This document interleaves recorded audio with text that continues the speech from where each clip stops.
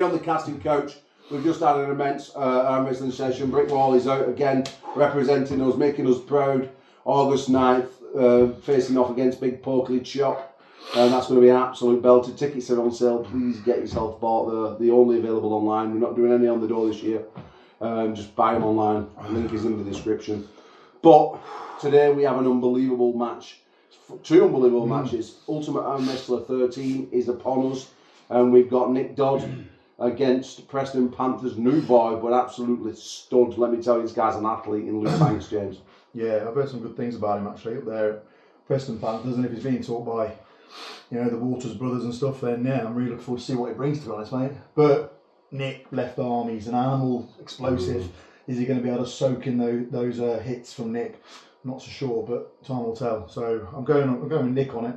But I think it could be a screamer if it stops, in the early rounds, to be honest. Yeah, Luke Banks is a big future. Looking forward to seeing where he goes. And he might just run over and shock us today, Elliot. Yeah, he might. We saw him a couple of weeks ago at the War Zone, and he won that pretty convincingly.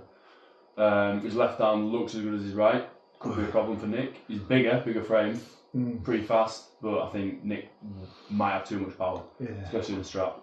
Yeah. And moving on to the big one, 95 kilo Triple Crown King, that's a bomb. The man who rings you and threatens you about 16 times a year, James. Yeah. He's gone and threatened a big man today. Oh, yeah. Has he threatened the wrong man?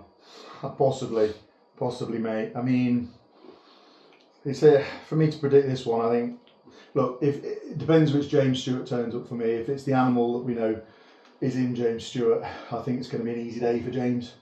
From what I felt of Tom.